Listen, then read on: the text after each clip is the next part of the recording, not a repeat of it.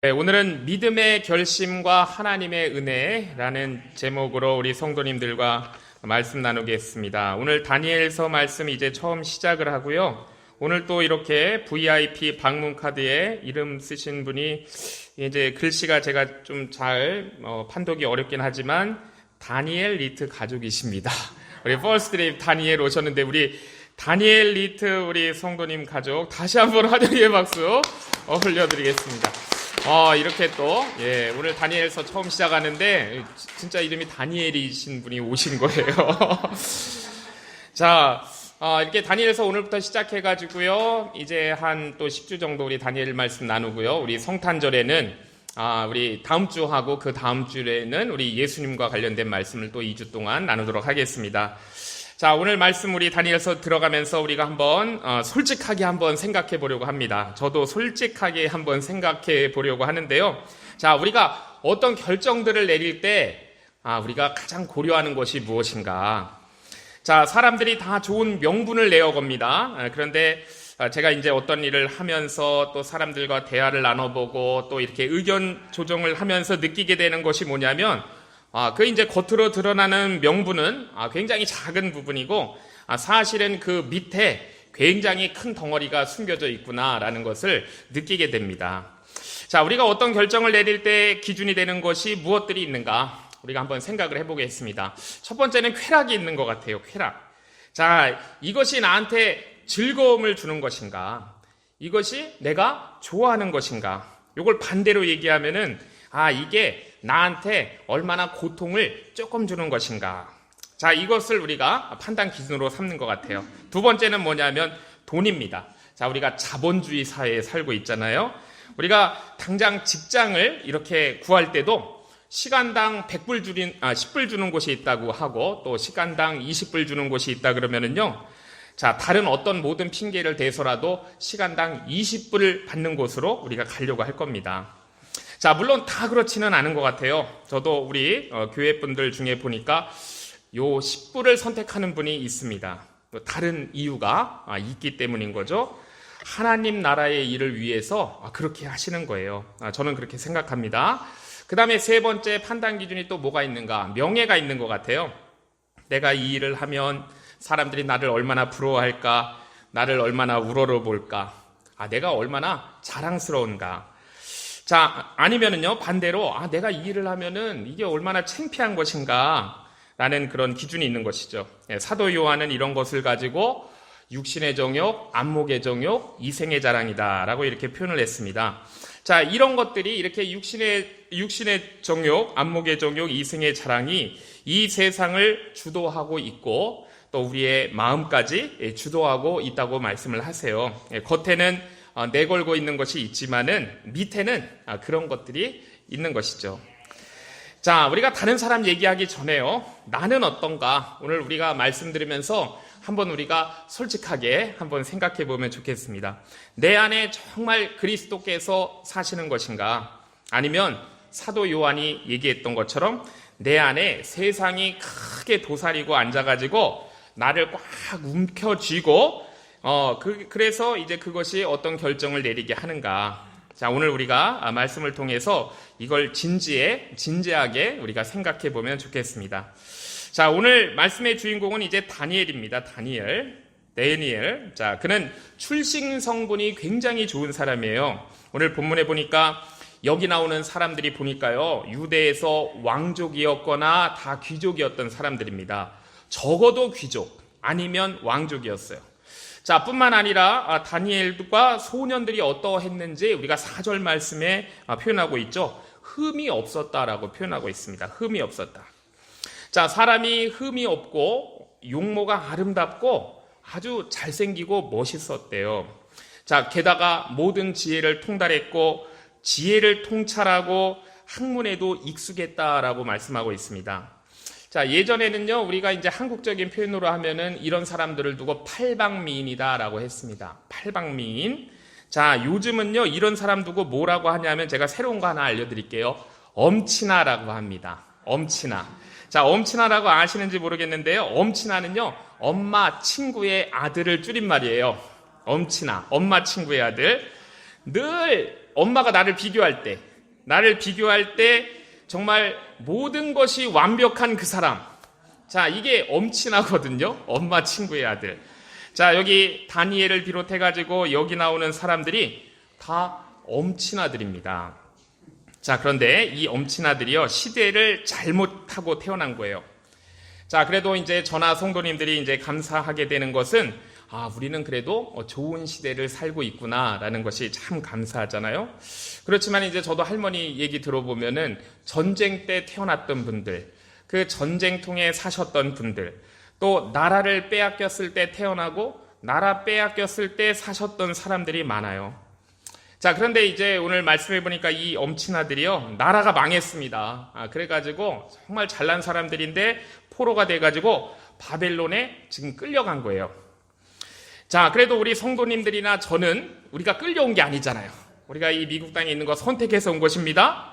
미국에 이민 온 거예요. 자, 그런데 지금 이 다니엘과 이 소년들은 이민 온 게 아니에요.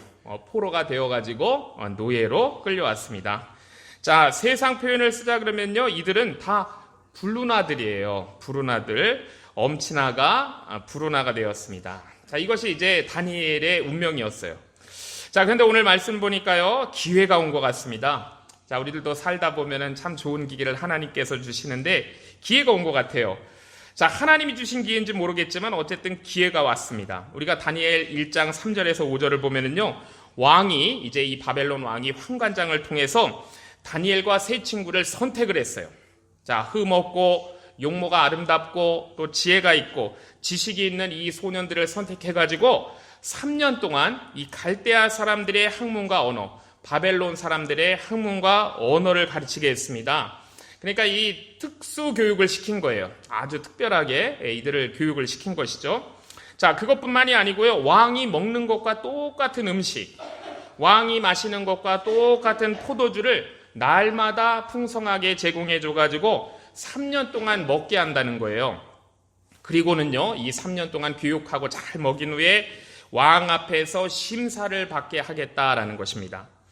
자, 정말로 이 비참한 나라 가운데로 떨어진 이 불운아들인데 정말 좋은 기회를 얻은 것이죠. 자, 바벨론 제국에서요, 이제 자신들의 그런 능력을 발휘하고 역할을 감당할 수 있는 그런 기회를 얻게 된 것입니다. 노예였는데요, 이제 왕궁에서 일할 수 있게 된 거예요. 직장까지, 아주 좋은 직장까지 이렇게 보장이 됐습니다. 앞으로 3년 뒤에는 왕궁에서 일할 수 있게 된 거예요. 자, 특별 교육받고 직장도 보장되고, 자, 왕이 먹는 것과 똑같은 수준의 진미와 포도주를 풍성하게 제공받습니다. 배고프고 서럽던 포로 노예였는데, 자, 정말로 어떻게 보면 이것이 지옥에서 천국으로 옮겨갔다고 할 만한 대성공의 기회가 주어진 거예요. 자, 이런 횡재를 만나면 사람들은 보통 이렇게 얘기합니다. 대박이다. 대박이다. 자, 이거 대박이구나. 완전 복이구나. 자, 그리고요, 그 제공되는 것들에 취해가지고 아무 생각이 없을지 몰라요. 난 이제 살았구나. 아무것도 안 보이는 거예요. 자, 그리고 또 믿는 사람 같으면 할렐루야를 막 외쳤겠죠. 할렐루야. 자, 그런데 이 다니엘을 보니까요, 이런 정말 대박의 기회 앞에서 어떻게 했는가. 8절을 보니까요, 이렇게 말씀하고 있습니다. 다니엘은 뜻을 정하여 왕의 진미와 그의 마시는 포도주로 자기를 더럽히지 아니하리라 하고 자기를 더럽히지 않게 하기를 환관장에게 구했다라고 이렇게 말씀에 기록하고 있어요. 다니엘이 바보 아닌가? 이런 생각이 들죠. 이 굴로 들어온 정말로 이 대박의 좋은 기회를 발로 차버리겠다는 겁니다. 자, 지금 이 시점에서 다니엘이 하려는 것이 무엇일까요? 뜻을 정했다라고 우리 성경에는 이렇게 기록하고 있습니다. 자, 우리에게 익숙한 표현이에요. 뜻을 정하여. 자, 그런데 이 말이 굉장히 중요한 말이기 때문에 원어로 들어가서 좀 한번 살펴보았습니다. 다니엘이 뜻을 정하여. 자, 이 말을 이제 히브리어로 읽으면은 바야셈 다니엘 알리보 이렇게 돼요. 바야셈 다니엘 알리보. 자, 이게 무슨 뜻이냐면은요, 다니엘이 그의 마음에 뭔가를 꽂았다 이런 뜻입니다. 이게 직역하면 이런 뜻이에요. 우리 성경은 뜻을 정하여 이렇게 의역을 했지만 다니엘이 그의 마음에 뭔가를 꽂았다라는 것입니다. 꽂았어요. 영어 성경을 보니까 purposed라고 되어 있습니다. 뭔가를 의도했다, 이렇게 이것도 의역을 한 것이죠. 사실은 자기 마음에다가 뭔가를 쾅 꽂았다, 이런 뜻입니다. 자, 이걸 우리가요 이제 그냥 단어가 아니고 이미지로 살펴보면은 마음에 무언가를 이렇게 못을 쾅쾅 박아가지고, 무언가를 놓고 못을 쾅쾅 박아가지고 빼내지 못하도록 그렇게 만들었다는 뜻입니다. 자, 이 마음에 대못질을 쾅쾅 해가지고 움직이지 못하도록 고정했다, 이런 뜻이에요. 자, 이것에 해당하는 우리 한국말 적절한 단어를 찾아보면 뭐가 있는가? 결심이라는 단어가 있습니다. 결심했다. 이걸 좀 더 세게 표현하면 작심했다, 이렇게 할 수 있어요. 네, 결심, 작심. 자, 그런데 우리가 보통 이 작심했다랄 때는 보통 이렇게 부정적인 표현으로 많이 쓰거든요. 작심했다. 내가 무슨 수를 써더라도 저 사람한테 복수하고 말 거야. 자, 이게 작심한 거예요. 자, 그리고 나는 정말 내가 무엇을 하든지 내가 목숨을 걸고 내 자녀만큼은 아이비리그에 보내야지. 미국 분들이면 뭐 이렇게 작심할 수 있죠. 나는 있잖아, 목에 칼이 들어와도 절대 섬김의 봉사는 하지 않을 거야, 이렇게 작심할 수도 있어요. 자, 이렇게 부정적인 것을 우리가 작심한다, 이렇게 얘기를 합니다. 자, 그런데 다니엘이 도대체 작심한 것이 무엇인가? 자, 보통 평범한 사람들이라면은 당장 이 사내진미 밥상에 달려갈 상황에서 다니엘은 오히려 그것을 먹지 않겠다고 작심을 한 겁니다. 이거 내가 먹지 않겠다라고 작심한 거예요. 자, 그러면 다니엘이 왜 그랬을까? 자, 다니엘이 무슨 생각을 하고 이러한 작심을 한 것인가? 자, 그에게 다른 생각이 있었습니다. 자, 우리말로 하면은 딱 세 글자예요. 자, 그의 마음 가운데 다른 생각이 뭐였냐면은 바로 세 글자입니다. 하나님이에요. 하나님. 자, 하나님. 그 순간에 다니엘이 하나님을 생각한 거예요. 자, 그에게는 이 출세와 이 성공의 기회보다 더 중요한 것이 있었습니다. 그게 뭐냐면 하나님이었어요. 여호와 하나님. 자, 그러니까 그가 작심한 건 뭐냐면 정말 이 하나님 사랑에 대한 결연한 의지, 이거를 결심한 것입니다. 그가 비록 바벨론으로 끌려갔어요. 그렇지만 그가 하루 3번 기도하는 것을 통해서 우리가 알 수 있는 것이 있습니다. 자, 유대인들이 반드시 하는 게 있어요. 유대인들이 반드시 하는 게 뭐냐면은 아침에 일어났을 때 암송하는 쉐마가 있습니다. 그 다음에 잠자리에 들기 전에 암송하는 쉐마가 있어요. 이스라엘아, 들어라. 우리 하나님 여호와는 오직 유일한 여호와시니. 이거 신명기 6장 4절입니다. 오직 여호와만 바란다는 거예요. 너는 마음을 다하고 뜻을 다하고 힘을 다하여 내 하나님 여호와를 사랑하라. 신명기 6장 5절입니다. 자, 이거를 쉐마라 그러는 거예요. 쉐마. 자, 이게 이제 다니엘의 마음속에 깊이 이제 새겨져 있었던 것이죠. 아침에 암송하고 저녁에 암송하고. 자, 그렇기 때문에 이런 대박의 기회가 정말 찾아왔을 때 그가 생각한 것이 뭐냐면은 쉐마입니다. 마음을 다하고 뜻을 다하고 힘을 다하여 하나님 사랑하라는 쉐마를 생각한 거예요.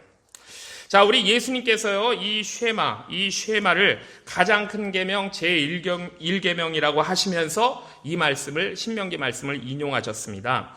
하나님 사랑, 가장 큰 계명, 사랑이라는 것이죠. 자, 이 사랑에 대해서 조금 말씀드리면은요, 우리 연세 많이 드신 분들도 기억이 가물가물 하실지도 모르겠어요. 자, 그래도 또 어떤 분들은 보면은 주님 앞에 가실 때까지 요 마음을 잘 유지하고 계신 분들도 있더라고요. 자, 이렇게 젊으셨을 때 사랑하게 되면 그거 누구도 못 막는 거잖아요. 젊었을 때의 사랑. 부모도 못 막고 자나깨나 당신 생각인 거잖아요. 자, 하루 종일 같이 있었는데요. 이 금방 헤어지고 나서 금방 또 보고 싶은 마음이죠. 자, 그래서 집에 가서도 요즘 같으면은 메신저나 뭐 카톡이나 이런 것들로 또 연락을 주고받고 얘기합니다. 이게 사랑이에요. 그래서 영어에서는 fall in love라 그랬잖아요. 사랑에 완전 폭 빠져버리는 거예요. 자, 사랑에 완전히 사로잡히는 것입니다. 이게 바로 오늘 성경이 원어에서 얘기하고 있는 꽂혀있는 상태를 얘기하는 거예요. 완전히 빠질 것, 꽂혀있는 상태. 자, 이 8절 말씀에서 표현하고 있는 건요, 지금 다니엘이 마음에 뭔가를 꽂았는데 그 하나님을 향한 사랑, 그 하나님을 향한 사랑을 꽂았다는 거예요. 그의 마음에 쉐마의 하나님의 사랑이 꽂혔다는 것입니다. 자, 그래서 이 지금 눈앞에 주어진 이런 산의 진미의 특권과 기회라는 것은 이거 세상 사랑이라는 거예요. 그러니까 사도 요한의 표현을 빌려 쓰자 그러면 육신의 정욕과 안목의 정욕과 이생의 자랑이라는 거예요. 우리가 이 말씀이 들어있는 요한 1서 2장 15절에서 17절 말씀, 우리가 잘 알고 있는 말씀입니다. 이렇게 말씀하고 있어요. 이 세상이나 세상에 있는 것들을 사랑하지 말라라고 했어요. 자, 그리고 이 세상에 있는 것들이 무엇인지 구체적으로 우리에게 말씀해 주세요. 육신의 정욕, 안목의 정욕, 이생의 자랑이다라고 했습니다. 자, 이게 뭐냐면요, 우리 밑에서 실질적으로 우리 밑에 이렇게 웅크리고서 우리를 꽉 붙잡고서 우리가 판단하게 하는 그런 모든 것들이에요. 자, 이게 세상인데 그 세상을 사랑하지 말라고 하면서 이렇게 말씀하십니다. 누구든지 세상을 사랑하면 아버지의 사랑이 그 안에 있지 아니하니라 라고 말씀하세요. 세상을 사랑하면 아버지의 사랑이 그 안에 있지 않다라고 말씀하고 있습니다. 자, 그런데요, 사도 요한이 왜 이런 말씀을 주시는 것일까? 물론 하나님께서 우리에게 필요한 말씀, 계시의 말씀으로 주신 건데, 사실 사도 요한의 체험에 의해서 우리가 이런 말씀도 있다라는 걸 우리가 또 알 수가 있어요. 자, 사도 요한의 자기 경험도 있거든요. 우리가 이제 복음서를 보면은 이 요한이 예수님의 제자라고 하면서 예수님을 따라다녔고 주님의 사랑하는 제자라는 별명을 얻을 정도로 늘 따라다녔습니다. 자, 그렇지만은 우리가 복음서를 보면 알 수 있듯이 그의 마음에 무엇이 있었는가? 엄마까지 동원해가지고 예수님께서 정권 잡으시면은 형제가 둘이잖아요. 나는 오른편, 형은 왼편, 뭐 이런 식으로 해달라고 막 요구했던 사람이에요. 자, 그때 이 요한의 마음 속에는 무엇이 있었냐면 하나님에 대한 사랑보다는 세상이 있었던 것이죠. 세상에 대한 마음이 그에게 있었습니다. 자, 요한의 마음 가운데 그때 최고의 자리, 명예, 권력 그런 게 있었던 거예요. 정말 주님에 대한 마음은 없었던 것입니다. 자, 그렇기 때문에 이거는요, 요한 자기 경험에서 나온 말씀이다라는 것도 맞는 것 같아요. 세상 사랑하면 아버지 사랑이 그 안에 있지 않다. 세상에 있는 모든 것은 육신의 정욕, 안목의 정욕, 이생의 자랑이다. 자, 그렇기 때문에 우리 예수님 따라다닐 때 자기가 추구했던 것은 뭐냐면 아버지께로부터 온 것이 아니라는 거예요. 그거 세상으로부터 온 것이다. 그리고 그건 다 지나갈 것이다. 금방 지나갈 거야 라고 이렇게 말씀하고 있습니다. 요한일서에. 자, 그러면서 무엇이 영원한 것인가를 또 말씀하세요. 그럼 무엇이 영원한가? 오직 하나님의 뜻을 행하는 자가 영원히 거할 것이다 라고 이렇게 결론적으로 말씀을 주십니다. 자, 이 다니엘이요, 이 세상 사람들 앞에서 하나님 사랑의 결심, 그 하나님 사랑의 마음을 꽂은 거예요. 자, 사실 우리 죄인들에게는 하나님 사랑과 세상 사랑 같이 할 수가 없습니다. 이게 같이 있으면 좋은데 이게 같이 있을 수가 없는 거예요. 그래서 우리 예수님도 이걸 아시기 때문에 이렇게 말씀하셨잖아요. 하나님과 재물을 동시에 겸하여 섬길 수 없다라고 말씀하셨습니다. 자, 그러면은요, 조금 더 살펴보겠습니다. 우리 다니엘과 세 소년이 이렇게 발탁되어가지고 궁중에 불려가서 첫 번째 한 일이 무엇이었는가? 자, 우리가 앞에 말씀 읽어보니까요, 계명을 시켰다고 했습니다. 이 계명이라는 건 이름을 고치는 거잖아요. 그들이 이름을 고치게 했어요. 본문 5절에서 7절을 보니까 특수교육 시키고 아주 그 왕의 진미를 먹게 하고, 그리고 7절에 보면은요, 환관장이 그들의 이름을 고쳤다라고 나와요. 자, 이름을 고쳐가지고 다니엘은 벨드사살이라고 하고, 하나냐는 사드락, 미사엘은 메삭, 그리고 아사랴는 아벳느고라고 했습니다. 자, 왜 이름을 바꾸게 했을까요? 왜 이름을 바꿨을까? 이거 부모님이 지어준 귀한 이름인데 왜 이름을 바꾸게 했을까? 자, 그 원래 이름을 버리게 했습니다. 그리고 바벨론 왕이 그들의 이름을 지어준 것이고, 그 이름에는 뭐가 담겨 있냐면 우리가 이 의미를 보면 3년 동안 그들에게 할 교육의 목적이 그 이름에 들어있어요. 자, 원래 이 다니엘의 뜻이 뭐냐면요, 하나님이 재판관이시다 이런 뜻이에요. 하나님이 정하신다 이런 뜻입니다. 그게 다니엘이에요. 하나님이 심판자, 이게 다니엘인데 이것을 벨드사살로 바꾼 것이에요. 벨드사살은 뭐냐면요, 벨이 보호하신다예요. 벨이 보호하신다. 자, 벨은 그 바벨론 신이잖아요. 벨이 너희를 지켜줄 거야. 벨드사살로 고치게 했습니다. 자, 그 다음에 하나냐는 무슨 뜻인가 하면은 하나님은 자비로우시다. 이게 하나냐예요. 자, 하나님의 은혜의 뜻입니다. 하나님의 은혜. 자, 그런데 이름을요, 뭐로 바꿨냐면 사드락으로 바꿨습니다. 사드락은 뭐냐면 달의 신, 아쿠의 명령 이런 뜻이에요. 하나님은 자비로우시다를 달의 신 아쿠의 명령으로 바꿔놓았습니다. 바벨론의 신이죠. 그의 명령을 따르는 사드락으로 바꿨어요.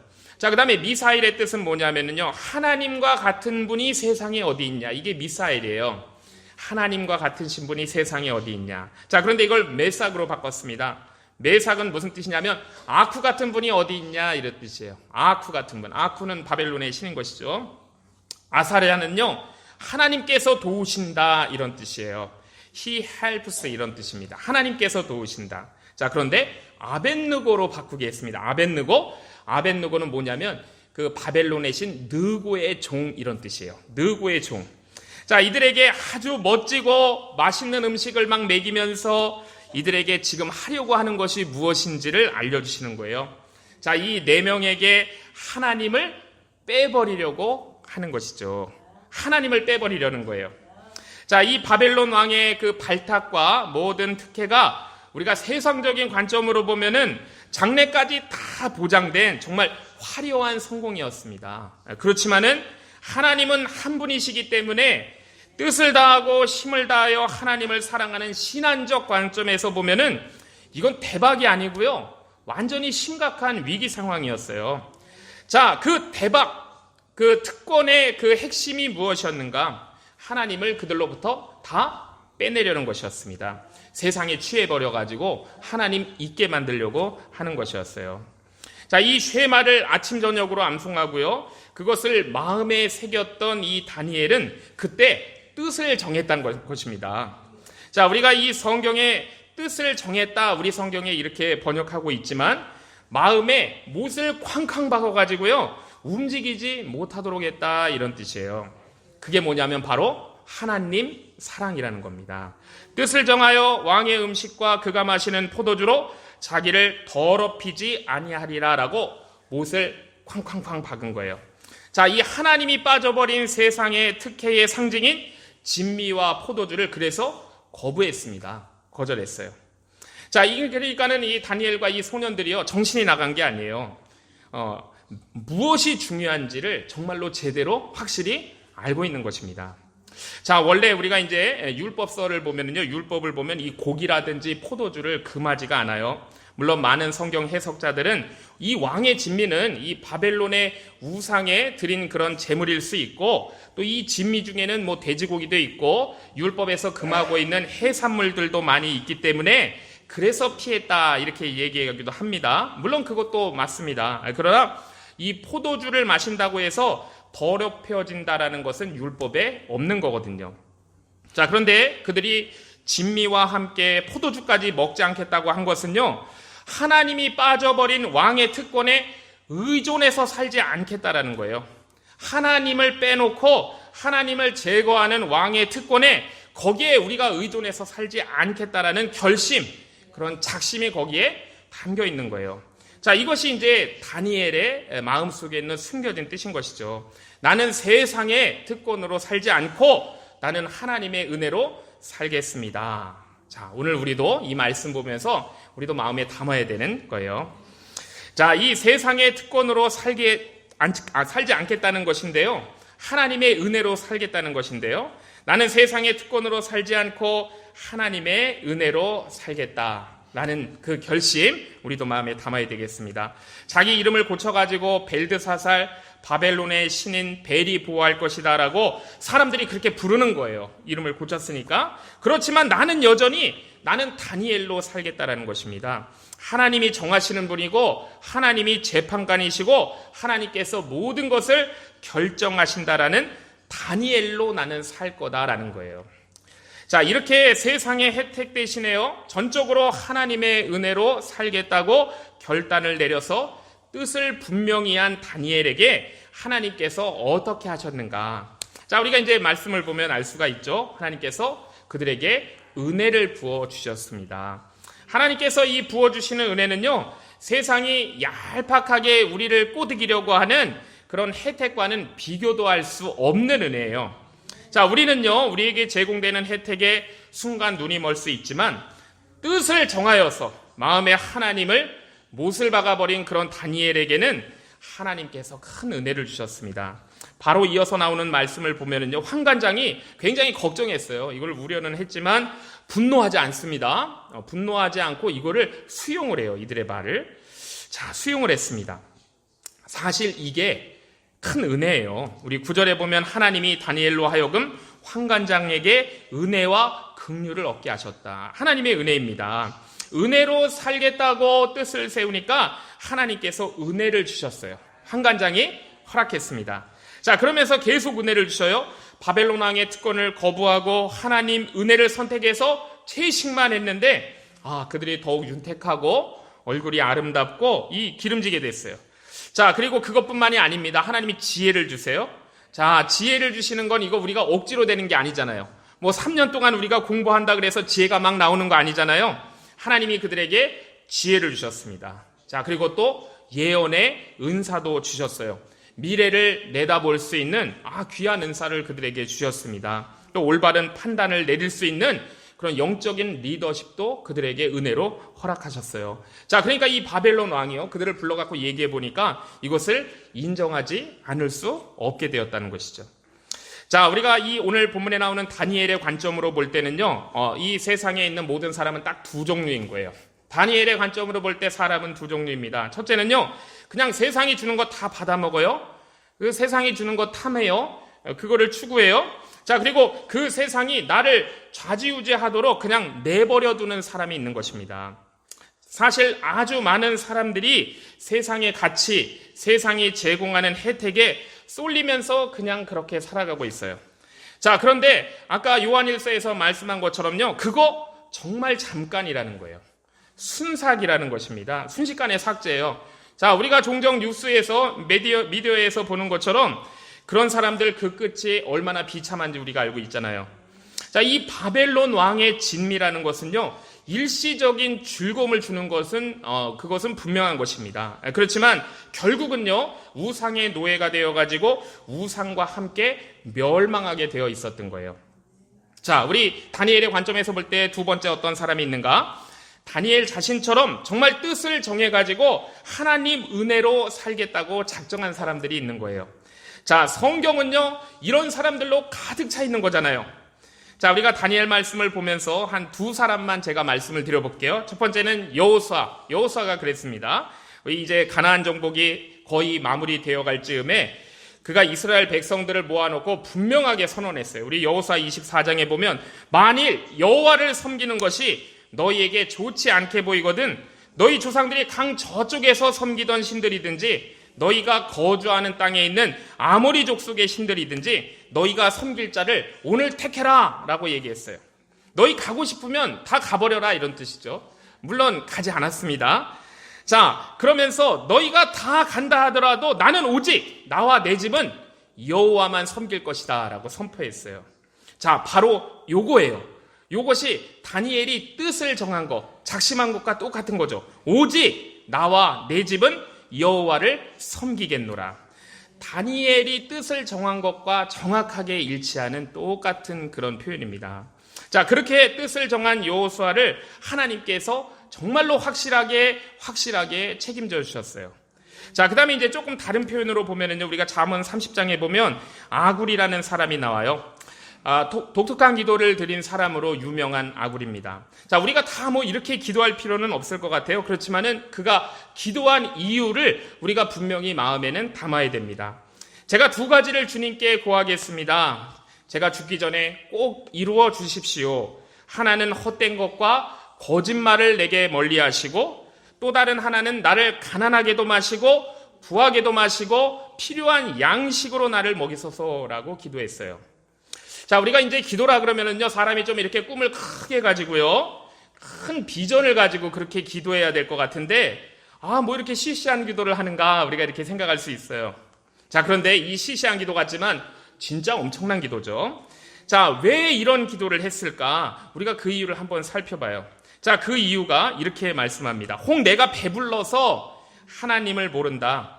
여호와가 누구냐 할까 하오며 혹 내가 너무 가난하여 도둑질하고 내 하나님의 이름을 욕되게 할까 두려워함이니이다 라고 그 이유를 얘기했어요. 왜 이런 기도를 했는가? 이게 이유라는 거예요. 아주 기도의 방식으로 독특한 방식으로 자기의 소원을 하나님께 아뢰지만은 이 아굴의 마음에도 무엇이 꽂혀 있는가를 우리가 볼 수 있는 것이죠. 하나님을 사랑하는 그 마음이 그에게 분명히 꽂혀 있는 거예요. 이 아굴 굉장히 신앙적으로 훌륭한 우리 믿음의 조상입니다. 자, 그가 왜 이렇게 기도했는가? 자, 이 30장에 보면은 자기가 짐승과 같다고 고백해요. 나는 짐승이에요. 자, 이것은 뭐냐면 인간이 얼마나 죄악됨을 그가 알고 있다는 것이고, 그렇기 때문에 자신은 하나님의 은혜가 절대적으로 필요한 자라는 것을 알고 있습니다. 그래서 너무 부하지도 말고, 왜냐하면 부하면 자기가 실수할 것을 아는 거예요. 너무 가난하지도 말고 가난해도 실수할 것 같은 것이죠. 자, 그런데요, 이제 제가 생각할 때는 하나님께서 이 아굴에게 넉넉하게 주시지 않았을까라고 생각해요. 자, 그러나 넉넉할지라도 그의 중심에는 여전히 하나님이 꽂혀 있는 사람입니다. 오직 하나님만이 그 아굴의 가장 중요한 기준이라는 것을 우리가 말씀을 통해 보는 것이죠. 자, 우리 예수님께서도 이렇게 말씀하셨습니다. 그런즉 너희는 먼저 그의 나라와 그의 의를 구하라라고 말씀하셨어요. 하나님의 나라와 하나님의 의를 구하라고 하셨습니다. 하나님의 나라, 즉 하나님께서 다스리시는 나라, 하나님께서 주장하시는 나라, 하나님께서 왕이신 나라. 바벨론 왕이 진짜 왕이 아니고 하나님께서 왕이신 나라를 먼저 구하라고 하셨어요. 그러면 이 모든 것은 너희에게 더하여 덤으로 주신다라고 하셨습니다. 자, 그리고 우리 예수님을 또 보면은요, 우리를 위하여 십자가 지시기 전에 겟세마네 동산에서 기도하셨잖아요. 마음에 정말 깊은 근심과 갈등 가운데 기도하시다가 우리 예수님도 이런 생각하셨잖아요. 할 수 있거든 이 자리 내게서 피해갔으면 하고 하나님께 아뢰었어요. 그렇지만은 이제 예수님의 그 마음에 이제 이 기도를 딱 결론으로 꽂으시는 것입니다. 그러나 나의 원대로 마옵시고 아버지의 원대로 하옵소서. 자, 그래서 우리 예수님께서요, 우리 하나님께서 이런 예수님을 모든 이름 위에 뛰어난 이름이 되게 하셨습니다. 땅 위에 있는 것이나 땅에 있는 것이나 땅 아래에 있는 것이나 모든 것이 다 우리 예수 그리스도의 이름 앞에 무릎 꿇게 해주셨어요. 만유의 주가 되게 하셨고 이 우주의 주가 되게 하셨습니다. 자, 그러면요, 이제 제가 말씀 시작할 때 제가 질문을 던졌잖아요. 우리가 좀 솔직해지자라고 제가 말씀드렸는데, 자, 이제 결론적으로 또 질문을 드립니다. 지금 내 마음이 어디에 꽂혀 있는가? 나의 작심, 나의 결심은 무엇인가? 바벨론 왕의 식탁인 것인가? 아니면 하나님인 것인가? 세상을 사랑하는 것인가? 아니면은 하나님을 사랑하는 것인가? 나를 주장하고 있는 것이 육신의 정욕과 안목의 정욕과 이생의 자랑인가? 아니면 마음을 다하고 목숨을 다하고 뜻을 다하여 오직 하나님만 사랑하는 것인가? 자, 오늘요 12월 첫째 주, 우리 절기상으로는 대림절 첫째 주일이라고도 합니다. 자, 우리 예수님의 탄생, 초림이죠. 그리고 예수님의 재림, 다시 오심을 우리가 기억하는 그런 주간이에요. 이번 한 주간이. 자, 이걸 우리가 대강절이라고도 부르고 대림절이라고 합니다. 자, 그래서 우리가 이 대림전에 이제 해야 되는 것, 우리가 예수님을 우리 마음에 모셔드리는 거예요. 이 예수님을 우리 마음의 중심에 두는 것입니다. 자, 이것이 바로 우리가 점검해야 되는 마음인 것이죠. 자, 우리가 한번 우리 마음을 들여다보세요. 내 마음에 무엇이 꽂혀 있는가? 자, 이상한 거 많이 꽂혀 있다 그러면은요, 다 빼내고요. 우리가 다른 거 다 치우고 우리가 이 시간에 주님을 우리 심령 가운데 꽂아야 되는 거예요. 다니엘처럼 하나님을 꽂으세요.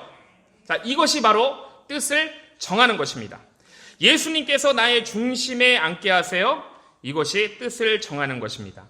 우리가 예수님께서 우리 중심에 앉고요. 우리는 그 밑에 이렇게 살포시 무릎을 꿇는 거예요. 순종하려는 제자의 자세를 갖는 것입니다. 그래서 그분께서 나를 주장하시게 하고 그분의 말씀이 나를 주장하시게 해야 되는 거예요. 자, 그러면 어떻게 됩니까? 우리 인생은 달라지는 거예요. 제가 장담하건대, 제가 하나님의 말씀을 갖고 약속하면서 장담하건대 하나님께서 우리의 인생 달라지게 하십니다. 정말 우리의 인생은 달라지게 되어 있어요. 자, 우리 마음에 하나님을 꽂아가지고요, 흔들림 없는 인생, 복된 길, 좁은 길로 함께 심차게 나아가시는 저와 주의 성도님들 되시기를 주의 이름으로 축복합니다. 우리 찬송가 359장 우리 주님 앞에 올려드리겠습니다.